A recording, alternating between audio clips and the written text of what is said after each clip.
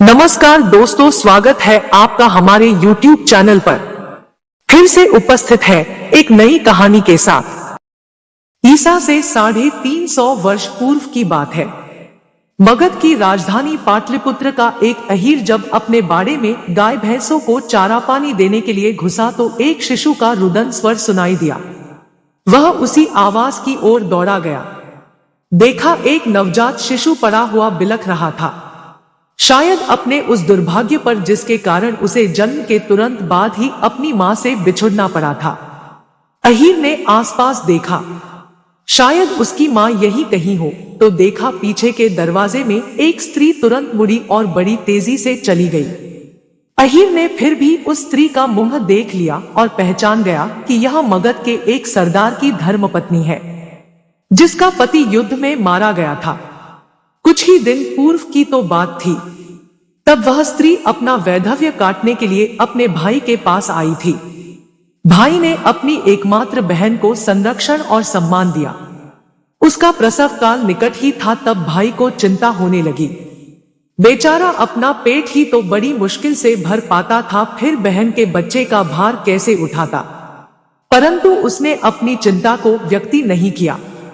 बहन भी समझदार थी, इसलिए उसने अपने बच्चे को किसी अच्छे घर के आसपास छोड़ आने का निश्चय कर लिया, ताकि उसका भली भांति पालन पोषण हो सके।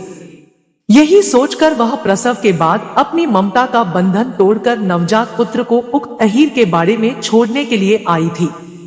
वह जानती थी कि यह अहीर दयालु है, इसलिए बच्चा अच्छी तरह यही पल सकेगा और आंखों के सामने भी रहेगा। यही बालक आगे चलकर चंद्रगुप्त मौर्य के नाम से भारत राष्ट्र के सम्राट पद पर बैठा और अपना ही नहीं देश का नक्शा भी बदल कर रख दिया। चंद्रगुप्त के पिता मौर्य वंशीय क्षत्रिय थे। जब वह गर्भ में था तभी वे एक लड़ाई में मारे गए। बचपन से ही बालक चंद्रगुप्त को विपत्तियां और कठिनाइयां देखनी पड़ी। जिस अहीर के पास मां ने अपने बेटे को छोड़ा था, वह भी बड़ा लोभी निकला।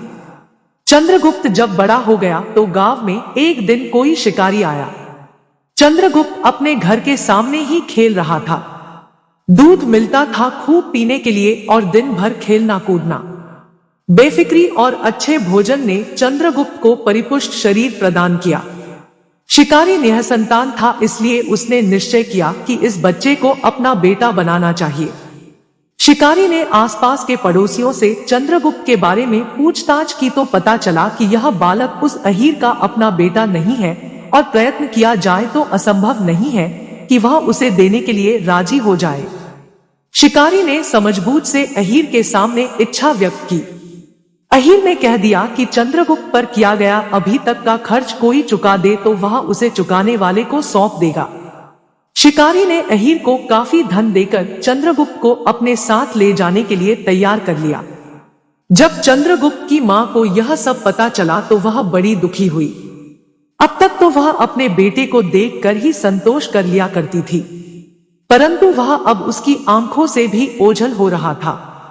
किसी तरह उस बेचारी ने अपना मन मार लिया और चंद्रगुप्त शिकारी के साथ चला गया। शिकारी भी अच्छा धनवान था, काफी संपत्ति और पशुधन था उसके पास। शिकारी ने उसे पिता का प्यार दिया, जिसके परिणाम स्वरूप वह स्वयं को और भी सुखी तथा निश्चिंत अनुभव करने लगा। शिकारी के साथ रहकर चंद्रगुप्त कई गुण और शस्त्र विद्या सीख गया। कुछ बड़ा होने पर वह भी अपने नए पिता के मवेशी चराने लगा। साथ में दूसरे ग्वालबाल भी होते। ढोर तो इधर उधर चलते रहते और चंद्रगुप्त अपने साथियों के साथ तरह तरह के खेल खेला करता। कभी राजा प्रजा का, कभी चोर सिपाही का। अच्छे डीलडॉन और वय में भी बड़ा होने के कारण इन खेलों में मुख्य पात्र तथा निर्णायक चंद्रगुप्त को ही बनाया जाता था। एक दिन की बात है, ग्वालबाल साथियों के साथ वह राजा प्रजा का खेल खेल रहा था। पास से ही गांव की ओर एक सड़क जाती थी।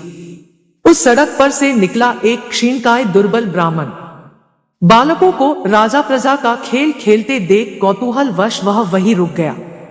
मनोरंजन की दृष्टि से वह राजा बने चंद्रगुप्त के पास पहुंचा और नाटकीय निवेदन किया, महाराज, मैं गरीब और अनाथ ब्राह्मण हूं। हाँ, बोलो क्या चाहिए, राजा बने चंद्रगुप्त ने कहा।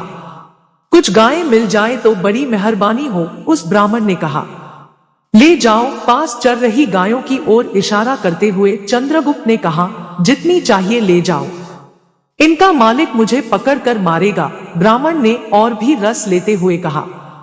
किसकी हिम्मत है जो सम्राट चंद्रगुप्त की आज्ञाओं का उल्लंघन करे? चंद्रगुप्त ने इस प्रकार उत्तर दिया जैसे सचमुच ही वह राजा हो। उस उत्तर से ब्राह्मण बड़े प्रभावित हुए। वह ब्राह्मण कोई और नहीं, भारतीय नीति शास्त्र के पंडित चाणक्य थे। उन्होंने बालक चंद्रगुप्त को एक उदीयमान प्रतिभा के रूप में देखा और लगा कि उनकी खोज पूरी हो गई है। उस समय भारतवर्ष अनेक छोटे बड़े राज्यों में बिखरा हुआ था, जिनके अधिपति राजा महाराजा वीर तो थे, परंतु अपने संकीर्ण स्वार्थों और संकुचित हितों के लिए ही परस्पर लड़ते मरते रहते थे। फूट और तज्जनित वैमनस्यता के कारण उन्हें अपने राष्ट्रीय हितों का भी ध्यान नहीं रहता था। उस समय भारत में चारों ओर धन संपदा बिखरी पड़ी थी। आपसी फूट और बिखराव से लाभ उठाकर विदेशी लुटेरे तथा सम्राट यहाँ आकर अपना भंडार भर लेते थे। विदेशी आक्रमणधर और जन ही नहीं, यहाँ की संस्कृति को भी लूटने और तहस-नहस करने में कोई कोरकसर नहीं छोड़ते थे। यही कारण था कि चाणक्य को तक्षशिला का विद्यापीठ छोड़कर गांव-गांव भटकने के लिए विवश होना पड़ा। पंडितों और ब्राह्मणों का एक महत् कर्तव्य यह भी है कि वे संस्कृति और धर्म की रक्षा के लिए अपने पद, गौरव और ऐश्वर्य को भूलकर प्राणपण से प्रयत्न करें। चाणक्य इसी कर्तव्य बोध से तक्षशिला का प्रतिष्ठित आचार्य पद छोड़कर पहले मगध सम्राट के पास पहुंचे थे। मगध उस समय भारत का सबसे बड़ा राज्य था। इस राज्य का राजा था नंद। चाणक्य ने नंद को सलाह दी कि वह बिखरे राष्ट्र को एक सूत्र में बांधकर संगठित करे, परंतु नंद को तो अपने विलास भोगों से ही फुर्सत कहाँ थी। इसलिए उसने चाणक्य को अपमानित कर अपने यहाँ से भगा दिया। मगध के शासक घनानंद द्वारा किए गए अपमान की ज्वाला में जल रहे चाणक्य ने प्रतिज्ञा की कि वे घनानंद को मगध की गद्दी से हटाकर योग्य शासक को बिठाएंगे और अपना अखंड भारत का सपना पूरा करेंगे। चाणक्य ने समझ लिया कि ये लक्ष्य किसी राजा या सम्राट से पूरा नहीं होगा। उसके लिए तो एक नई ही शक्ति का उदय होना चाहिए जो देश प्रेम, वीरता, संघ निष्ठा और एकता के आधार पर उदित हो। चाणक्य स्वयं तो सन्यासी और धर्माचार्य थे। स्वयं राजनीति में प्रत्यक्ष भाग लेना उन्हें मर्यादाओं के विरुद्ध लगा, इसलिए अपने किसी निष्ठावान शिष्य को यह उत्तरदायित्व सौंपकर इस अभियान का सूत्र संचालन ही उपयुक्त लगा और वे इसलिए योग्य शिष्य की तलाश में इधर उधर भटक रहे थे। चंद्रगुप्त में वह प्रतिभा देखकर उन्होंने शिकारी से संपर्क साधा और उसे अपने साथ ले जाने के लिए तैयार कर लिया। चाणक्य अपने नए शिष्य को लेकर तक्षशिला पहुंचे और वहां शस्त्र तथा शास्त्र दोनों सिखाने लगे। शासक स्तर के व्यक्ति को बुद्धि और शक्ति दोनों ही विभूतियों से संपन्न होना चाहिए। चाणक्य ने अपने ग्रंथों में स्थान स्थान पर यह विचार व्यक्त किया है। शासक ही क्या, सामान्य व्यक्ति के लिए भी बुद्धिबल और शरीर बल दोनों का महत्व अपेक्षणीय है। चंद्रगुप्त ने 7-8 वर्ष तक अपने योग्य और विद्वान गुरु के पास रहकर दोनों विभूतियां अर्जित की। तक्षशिला में व्यतीत किया समय चंद्रगुप्त के भावी जीवन का आधार मजबूत करने और बनाने का कारण बना।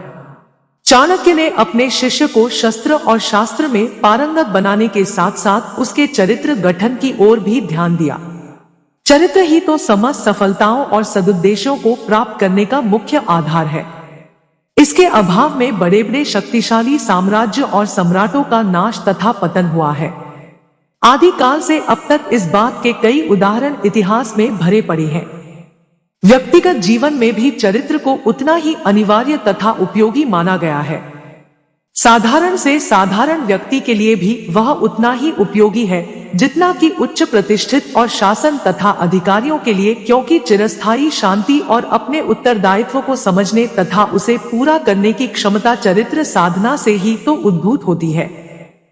तभी ईसा पूर्व 326 से 27 में भारत पर यूनान के सम्राट सिकंदर ने आक्रमण किया। यहाँ के राज्यों की आपसी फूट का लाभ उसे मिला और समूचा पश्चिमी भारत गुलामी की जंजीरों में जकड़ दिया गया। उस समय चाणक्य चंद्रगुप्त को अपना स्वप्न साकार करने के लिए तैयार कर ही रहे थे।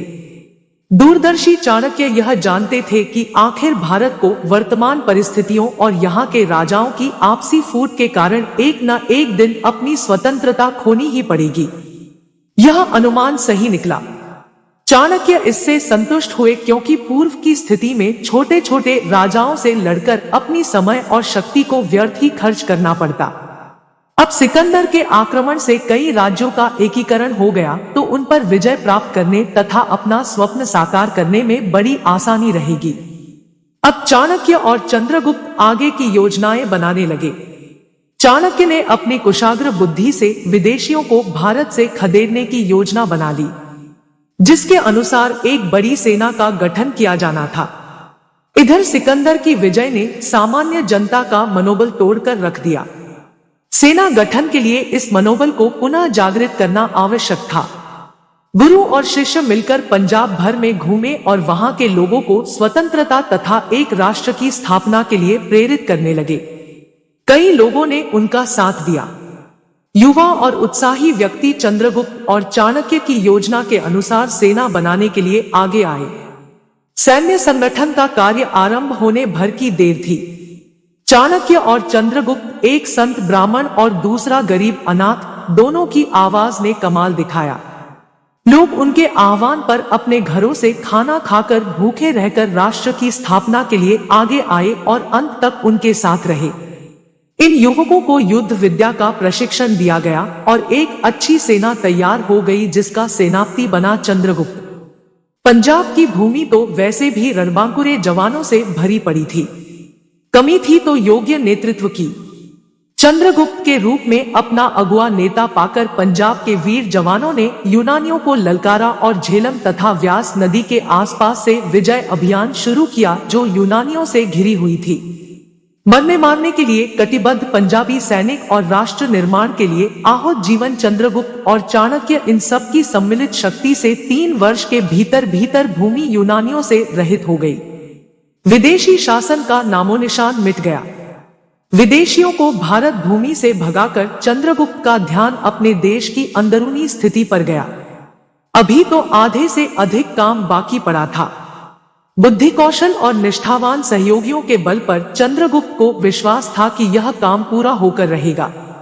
जिस विश्वास के बल पर 4 वर्ष पूर्व गुरु शिष्य दोनों खाली हाथ घर के निकले थे, वह बुद्धि कौशल ही था जो उन परिस्थितियों में भी इतना बड़ा सैन्य संगठन तैयार हो गया और मंजिल की आधी दूरी तय कर ली। पश्चिमी भारत को सुरक्षित और कंटकहीन कर चंद्रगुप्त मगध की ओर मुड़ा। उस समय मगध के पास काफी बड़ी सेना थी। लगभग 2,25,000 सैनिक मगध के राज्य की रक्षा का भार संभाले हुए थे। परंतु चाणक्य जानते थे कि मगध का राजा नंद वहां की जनता में बहुत अलोकप्रिय है। उसकी शासन व्यवस्था, चरित्रहीनता और घमंड से उसके स्वयं के परिजन, राजमहल के निवासी तक बड़े त्रस्त थे। इसलिए थोड़ी सूझबूझ से काम लिया जाए तो मगध को आसानी से जीता जा सकता है। चाणक्य ने सैन्य बल की अपेक्षा बुद्धि बल से काम लिया और नंद के कई अधिकारियों को अपने पक्ष में कर लिया। अंदर से इतना सशक्त विरोध नहीं होगा, यह जानकर चंद्रगुप्त अपनी सेनाएं लेकर मगध पर टूट पड़ा। यद्यपि नंद के कई अधिकारियों ने चंद्रगुप्त की मदद की, फिर भी मगध को जीतने में 2 वर्ष का समय लगा। 321 ईपू चंद्रगुप्त ने अपनी सेनाओं सहित मगध की राजधानी पाटलिपुत्र में प्रवेश किया। नंद का शासन समाप्त हो गया था। राज्य सिंहासन पर चंद्रगुप्त को राजतिलक किया गया। इतनी बड़ी सफलता प्राप्त कर लेने के बाद भी चंद्रगुप्त में घमंड बिल्कुल ही नहीं आया। कहते हैं उसने अपने पालकपन के अहीर पिता को ढूंढवाया और उसे पर्याप्त धन दौलत दी ताकि वह सुखचैन से जीवन बिता सके। कई अवसरों पर चाणक्य ने भी उसे फटकारा, परंतु चंद्रगुप्त तो अभी सम्राट कम और शिष्य अधिक था। सम्राट चंद्रगुप्त मौर्य बन जाने के बाद उन्होंने अपने अभियान का अगला चरण पूरा करने के लिए कदम उठाया। पंजाब, मगध और व्यास नदी के तटवर्ती प्रदेश तो अधिकार में आ ही गए थे। अब मध्य भारत, दक्षिणी प्रांत और पूर्वी भारत को एक सूत्र में आबद्ध किया और भारत की नींव रखी। उस समय रचे गए ऐतिहासिक ग्रंथों में चंद्रगुप्त मौर्य का उल्लेख संपूर्ण जम्बूद्वीप के सम्राट रूप में किया गया है। हिमालय से सागर तक और सिंधु से ब्रह्मपुत्र तक एक राष्ट्र भारत और उसका निर्माता था, एक अनाथ मातृपितृहीन बालक। सम्राट चंद्रगुप्त ने इतने बड़े साम्राज्य का अधिपति होते हुए भी कभी इस विचार को प्रश्रय नहीं दिया कि मैं अतुल धन संपदा और राज्य लक्ष्मी का स्वामी हूँ। वह सदैव यही मानता रहा कि मैं प्रजा का सेवक मात्र हूँ, अपने मार्गदर्शक महामती चाणक्य का विनम्र अनुगामी भर हूँ, जो इतने बड़े राष्ट्र के गठन में प्रधान भूमिका निभाने तथा अतुल वैभव का उपभोग करने में समर्थ होते हुए भी शहर से बाहर एक साधारण सी कुटिया में रहते हैं। सर्वोच्च शासन पद पर रहते हुए भी इतना निर्लिप्त और अनासक्त जीवन जीवक चंद्रगुप्त मौर्य ने भारतीय इतिहास में एक स्वर्ण अध्याय अपनी कर्म लेखनी से लिख डाला। यथा राजा तथा प्रजा के अनुसार चंद्रगुप्त के शासन काल में लोग भी उतने ही सदाचारी और एक दूसरे का ध्यान रखने वाले हो गए थे। फिर भी शासन की ओर से किसी प्रकार की लापरवाही नहीं बरती जाती थी। चाणक्य द्वारा लिखित अर्थशास्त्र, जो राज्य व्यवस्था का प्रमुख मार्गदर्शक ग्रंथ माना जाता है, के अनुसार तथा चाणक्य के परामर्श से सारा राजकाज चलता था। सैन्य संगठन तथा सुरक्षा व्यवस्था इतनी सुदृढ़ बनाई गई थी कि बाहर का कोई भी शत्रु राष्ट्र की सीमा को भेद नहीं सकता था। इतिहास में चंद्रगुप्त मौर्य के शासन काल में ही सिल्यूकस सिकंदर के आक्रमण का उल्लेख भी आता है, परंतु उसे पराजित होकर ही जाना पड़ा। लगभग 24 वर्षों तक राज्य कर 297 ईपू चंद्रगुप्त का देहांत हो गया।